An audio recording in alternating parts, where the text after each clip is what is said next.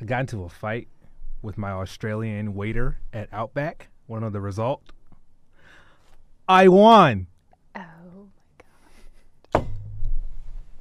So let me see your reflective belt. Let me see your reflective belt. So let me see your reflective belt. Better put it on, better put it on. Better put it on, better put it on. Better put it on, better put it on. So I love that I'm not afraid to put myself out there for stupid puns. And most of the time, they're really stupid. But they're punny, so I mean. All right. You always do this. All right. I know. All right. Oh, All right. Are we in the Michael Jordan of episodes? Is this 23? Isn't Michael Jordan 24? I don't know basketball. I thought he was 24. Welcome to episode 23 of The Reflective Belt. I am your host, Senior Airman Jordan Garner, and I forgot my name for a split I second. could tell. Like he's thinking about it because he doesn't want to mess up his name. I almost called myself Staff Sergeant. I knew it! That's because you're going to become a staff sergeant very shortly. Thanks. Who are you? I don't know who I am. Oh, you have to. Okay. I'm Staff Sergeant Rebecca Salcedo. And you are continuing to meet your quota for the year of. Man, I got I've already done 3. Yeah. So this is 4. Sorry, Mike. I got 3 more and then I'm done. Bye. So You she guys are thinks. on your own. You think so. No more. No mais. One of these days, Sayonara. we'll get Sergeant Reynolds to come back on it. Who is going to do it while we're both gone? It'll be you and Zarni. That's going to be great. I'll be watching that from my TDY. It's going to be fun. We can get our very own Sergeant Peebler on because she's actually should be a broadcaster. Also true. So I think she'd probably be a good one to have hosting it. Yeah, I agree. Don't you agree, Sergeant Peebler? She's in here with us because she's not. she went to watch. So She's yes. shadowing for her future career. Yay! Negative. Because I've told you That's how much her. I love it, remember? That was Sergeant Peebler if you heard a negative very faintly. I Yes. don't think that's right. So we have talked a little bit already about safety and fitness, and we're going to do it. Together, because you need to be safe while you're getting fit. Yes, because not a lot of people know how to work out properly. And he's a PTO. That's because you He's our guys PTO. think that I'm extremely athletic, and I am just faking it. Okay, well, I wasn't there when this decision was made. I really think that's why, because like when we do the sports and stuff, they're like, "Oh my God, Well, he's fit and he can yeah. kind of run fast, so he should be a PTO." That's what they usually do. Here Which I is am. why, like, for me, it's the opposite. It's like, oh, she's fast and she's in good shape, so she must be good at sports.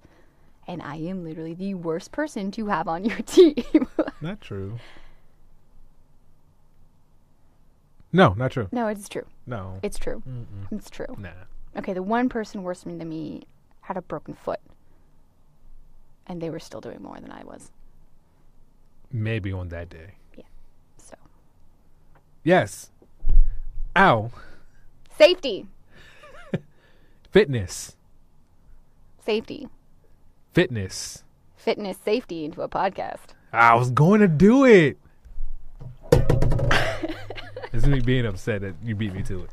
Yes. He's Staff just not Sergeant that White. better. I got to talk to him. I Yes, you sure did. Oh, Yeah, I learned a lot of things because, as we have already mentioned, I'm not the best when it comes to working out and doing it safely. Also, I need to stretch every day because I'm not flexible and my muscles are always tight. So, yeah, you should probably do a foam roller as well. It helps break up the muscles. yeah, I probably should do It's that. like a deep tissue massage Yes. that you can give yourself. Yes. So, definitely stay tuned. I know one thing he talks about is preparing for your PT tests properly. Which you should do months ahead of. You should be doing it all year round. Just saying. Absolutely. Which is one of the things that General Holmes is Yes, is he's stressing focusing that. on in his year of fitness. So and we'll get more into that later on throughout the year. Yeah, we've all been throughout the posting year. about it all year. Yeah.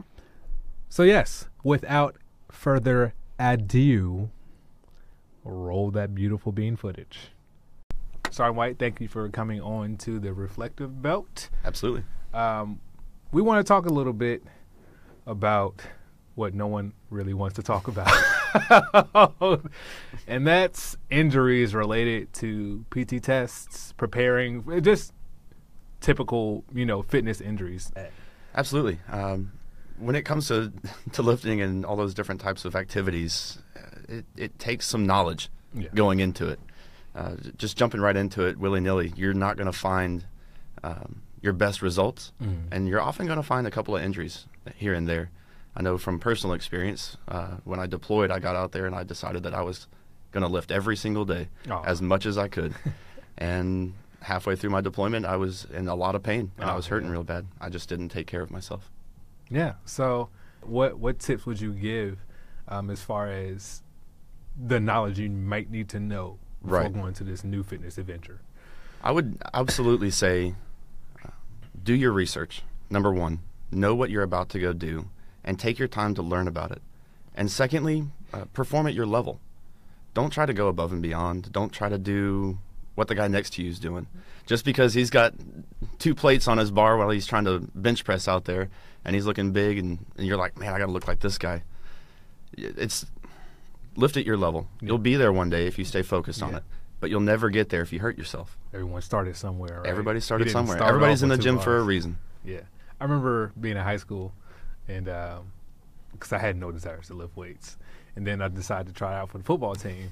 And I was on there, which meant nothing. There was like 45 people. And I'm pretty sure I was like number 43 or 45. But, you had to weight lift. And I'm like, I've never done any of this stuff before. And just like, well, start with the bar. I'm like, but I'm stronger than that. Right. But if you don't know the technique, then you're really going to hurt yourself. From Absolutely. somebody who's never lifted. I've never bench pressed a day in my life. And I want to start doing 105. Yeah. Especially as a, 14-year-old? Yeah. A scrawny 14-year-old at that. It's probably not a good idea. No, absolutely not. Talk to any bodybuilder, and they will tell you that technique is the absolute best way to keep yourself healthy and to build the best muscle. Absolutely. And then considering technique for running as well. I know that there have been a lot of running clinics that the Air Force has put on at individual bases to help people learn to run. It's part of our job. Yeah. It's a job requirement for us. Yeah. So knowing how to run and run properly helps you prevent shin splints, knee injuries, ankle injuries, and then on top of that, the right kind of shoes. Yeah. Having the right kind of shoes will help prevent a lot of those injuries as well. Yeah. I learned that during my deployment. And it's funny because, like, now, you weren't one of those guys running in flats, were you? We'll talk about it. Okay. We'll talk about it. I wasn't running in flats, but it was my first deployment and my only deployment. So I went in kind of, all right, well, I have all this military gear. Right. I'm probably not going to do too much outside of it. So I'm probably going to play more basketball than I am going to run. Okay. And so I went in with that mindset, not knowing that the unit I was with was an Army unit, and we would ruck every now and then, and then there were 5Ks, and then of course there's nothing else to do, so like, yeah, I'll do a 5K. We're doing 4-mile runs and things like this, and I'm running in some Chris Paul, Jordans, and it's just like on sand, and there's no pavement other than like halfway through, and it's like, yeah, I can't keep doing this, so I had to buy some running shoes. Absolutely. Okay, so most people, they have 6 months to prepare for their 6 months until their PT test. What is a good time frame that you would say, all right, I know my PT test is coming. I know we're having PT and things like that, but specifically to make sure I'm in my best shape for the PT test, when should I start? Absolutely. Preparing for that. It's a very good question. A lot of individuals decide that 1 week is plenty of time, and it's absolutely not. I highly recommend taking about 3 months prior to your PT test to start getting yourself back into regular running, get yourself back into long distance running, and retraining your muscles to perform at peak level. Your PT test is a give-it-all kind of test, and you got to put everything you can into it. And if you're not training that way, you won't be able to perform that way without possibly hurting yourself. So start the first month and kind of take your time to build into the longer runs. Maybe by your third month, you've got 1 or 2 mock tests that maybe you have gone out with your own PTL and taken to see how you're progressing and how you're improving, and knowing if you need to train harder or if you can kind of back off a little bit. But it's a good buffer time. You're not overrushed, and it gives you time to properly train and to work with individuals on improving yourself. Yeah, like cramming for a test. Like Exactly. you can cram for the test and do well the night before, but that information is not going anywhere. And then if they ask you later on down the line, hey, remember that test we took? Let's take another one. And it's like, okay, wait, I'm not prepared. You know, I think it's the same way with with PT tests. Like for me, I've been fortunate to only have to test once a year since I've been in. But I know for me, my regular workout routines, a lot of times my cardio is playing hours of basketball. But at the same time, basketball cardio and running a 1.5 mile cardio, completely different things. Absolutely. So I will have to start, running more. And with push-ups, I personally think I'm terrible at them, but I get enough to get by. Okay. But I know a good few months out, because I know that's my weak point for the PT test, I have to start doing push-ups more. Of course, you lift and things like that, but you're working different muscles. So I know for me, I'm just like, okay, my PT test is in May. It's January. Come March, I'm knocking out push-ups every day or something like that. It's muscle memory. Absolutely. So Definitely is. I think the one thing that I learned for myself is, okay, PT test is run, push-ups, sit-ups. These are things I need to be doing. So that I make sure I'm doing those right. Definitely want to practice as you play. Exactly. What's a question that you ask a lot of people that you encounter that come into your office and just need that kind of help that you provide? What prevented you from taking the time to prepare yourself? Nothing. That's a good question, because I think it's easy for us to get caught up in like the daily routine. Absolutely. Of course, you leave. You spend your best hours in the day at work, and then a lot of people have families. I come home, I have to spend time with my wife. I have to spend time with my kids. I need time for myself to relax. If you're like me, I'm an introvert, but it's like, all right, I need some me time. Yeah, exactly. So that I can be husband. Right. And then it's like, oh wait, the day's over.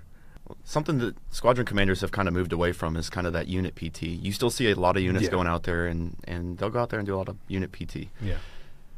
A lot of commanders have strayed from that because any injuries that happen during unit PT is Air Force reportable. Yep. So we have to take the mishap regardless of what it was, even if it was just a sprained pinky. Yeah. That being the case, they've started to do allotted PT time, giving their members a chance to go out and perform PT. Yeah. And unfortunately, a lot of times you see them going on out the gate instead of going on over to the gym.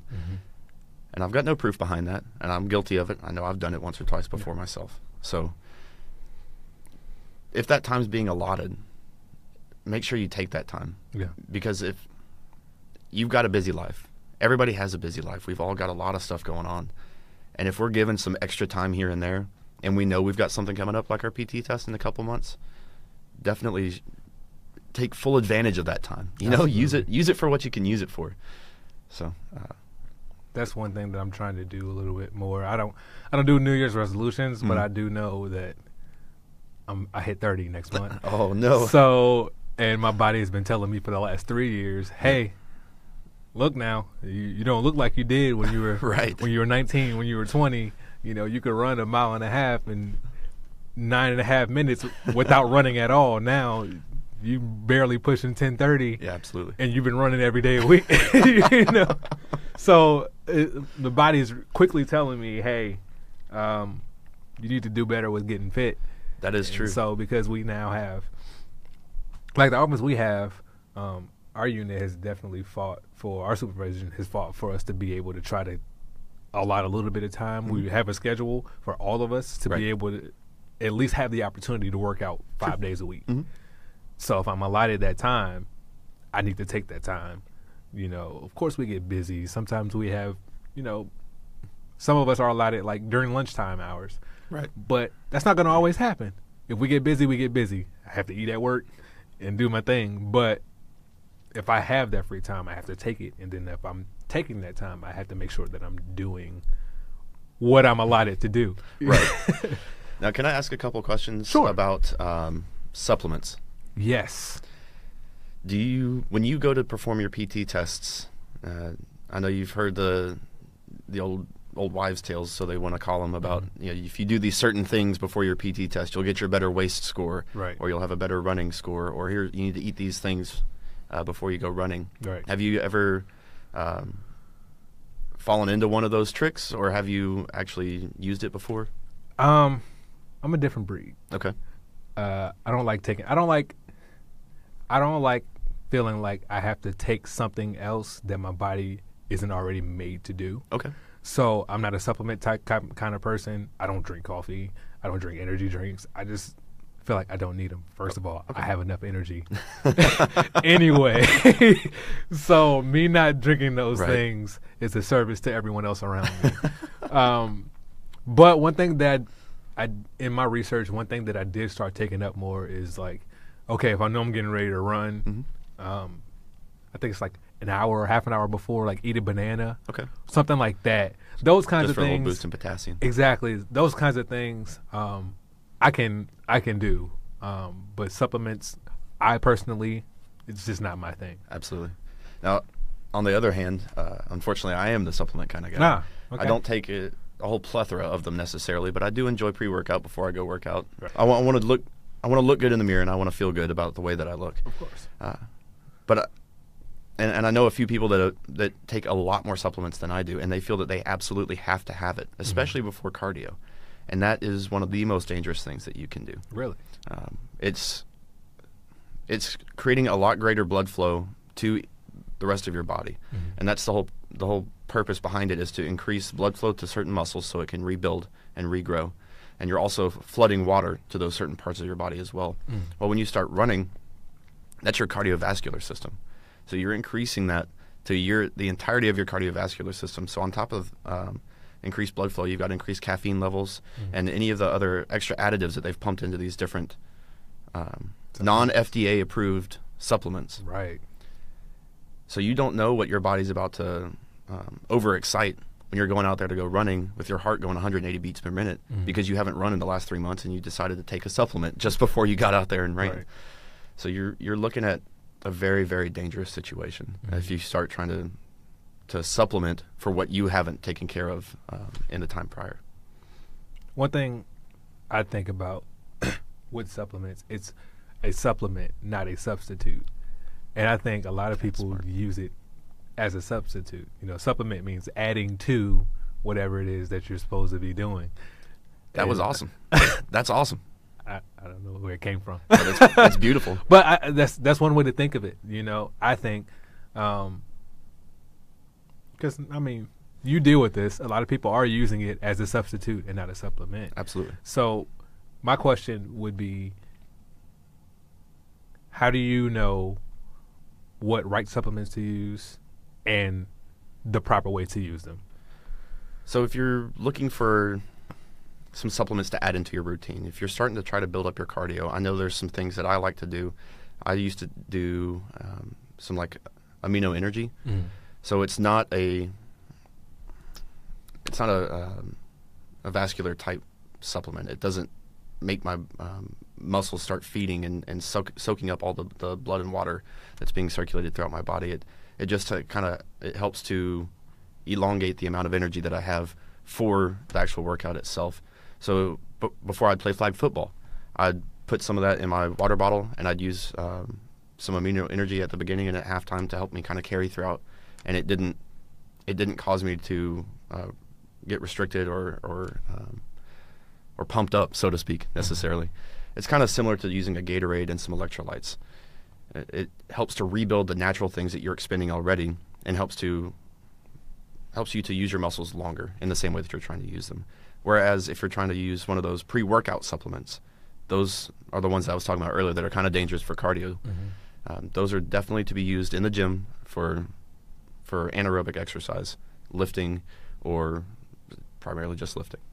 So Okay. Is there anything that you wanted to add, something that I didn't ask you or that you want to talk about? So the major injury that we see when it comes to running, exercise, aerobic activity are sprains and strains. And it comes from a plethora of exercises across the board, whether it's basketball, like you like to enjoy, football, which I was playing, and I'm actually still suffering from a sprained wrist right now. Oh, man. Safety guy with a sprained wrist. Yeah, it happens. And people just running, people taking odd steps, odd movements. Over the past year alone, there were over 10,000 lost work days, Air Force wide, in regard to sports and rec. And 1,000 of them were sprains and strains. Oh, wow. So you've got a high amount of sprains and strains going on. And it's usually a lot of activity that could have been prevented by an awkward movement or somebody who didn't stretch before they got out there to go running, didn't take that 5 minutes before their run to actually warm up for their 1.5 mile run. Mm-hmm. And these injuries may seem small. They may seem like there's not a whole lot going on to it, but it not only affects the Air Force in the sense that they can't use you when your days are off from work or when you're on restricted duty and you can't do your job, but it affects your life as well and your daily feeling of well-being and your daily activities. It makes it very difficult to work when you've got something as major as a joint, a wrist joint or a shoulder joint being torn up. Right. So, you said something that made me think about, excuse me, another question, because it's always burned me. Like, so I'm a PTO for our unit. And I know a lot of times, it's harped on us to stretch before doing these certain activities. right. And some of the things that I've seen in research, it's not always necessarily the best to stretch before certain types of running. Right. But I don't know the ins and outs of all of that. So I guess what I want to ask is, like, stretching before or after. Okay. Which exercises should you stretch before, and which one should you just do like a little warm up before, and then of course stretching afterwards is always right. Absolutely, absolutely. And Mike could answer that a little bit. Okay. Before running, I always run cold first, and that's that warm up time frame. If I'm going to run a long distance, say 3 to 5 miles, I'm going to take about a half mile to a mile to actually jog to run before I stretch, period. Because I could actually injure myself worse by trying to stretch a cold muscle than a warm muscle. That's what I read. Which I think is what you were aiming towards. Exactly. So, especially cardio, any kind of running like that, do a little bit of warm up first. Do some stretching in between your main activity and that warm up. Okay. And then definitely stretch afterwards, so that when your muscles are trying to come back down to their original size after all that pounding and exercise, they can actually come back healthy. And it's important to do it that way. Now, for lifting and so on, some people argue either way. I personally don't recommend stretching beforehand, because you're about to get a lot out of your muscles, because you're usually going as hard as you can go for however many reps you've chosen. But I do absolutely recommend a warm-up of some sort. Okay. I usually do either 10 to 15 minutes on the elliptical, on the bike, whatever it may be, especially trying to focus on the area that I'm about to use. And then when I get to say if I was going to do an upper body day, right, I would go lay down on the bench and I would take the bar and I'd do 30 reps with the bar. I know it looks like I'm a weak guy in the gym doing just the bar, but what I'm doing is I'm reminding my body what the right motion is, and I'm getting that major group of muscles engaged prior to trying to lift any kind of heavy. Okay. So before a PT test, how many laps do you think you should run before the run portion? Before the run portion, that varies based on the person. That's true. So that's true. I would love to run 2 laps. Okay. Personally, if I knew I had the time to run 2 laps and do a good stretch, I would do it. But seeing as they generally give you about 5 minutes, I would say jog 1 lap, and then while they're giving you the instructions, stretch as much as you can for your legs. But don't overdo it, because you don't want to pull something just before you get out there and go running. That would not be good. And all that comes back to preparing. Of course. Because if you've done this a few times and you've run a mock 2 or 3 times in the 2 or 3 months prior to you taking your test, then you know how much you have to warm up. It's true. It's true. Well, it's definitely been helpful for me, and I hope it's been helpful for anyone that's here listening. So thank you for taking the time out. Absolutely. Hopefully we'll be a better fit force, a more fit force because of this interview. And yeah, glad you came out. Absolutely. Thank you. Great interview, Airman Garner. Oh, thanks, Airman Garner. Sergeant Salcedo. So you are another one of our PTLs. Yes, I am. And you are also pursuing a career in physical therapy. Yes, So don't jinx it, though. you're not pursuing a career in physical therapy. Is That's that right. better? I'm not. So, because you are somewhat of a fitness buff, give me one tip that you think other people should know as far as working out, nutrition, whatever. It's Oh, up to God. One tip? you. Just one to close this out.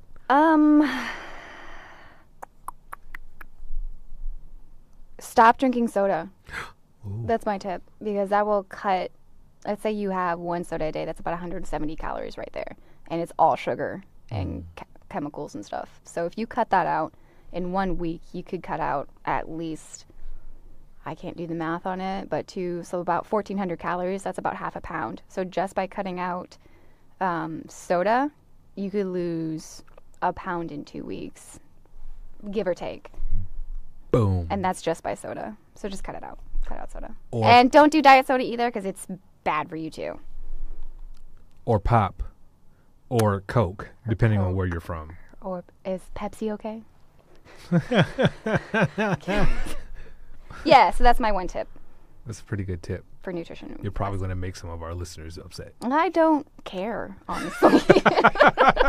You should cut out soda. It's really bad for you. Just to be clear, I'm not a nutritionist. She doesn't care that you're upset. She cares about your fitness. Yeah, I do. I care about your health. I care about people's well-being. And if you're cutting out soda will get you there, I think that's something you should do. I'm not a registered dietitian or anything, but coming from someone who has cut out soda from their life and lost pounds from it, do it. I wouldn't drop the mic, but they're... Drop it. Yes. Oh, wait. Drops the mic. Okay, bye. Bye.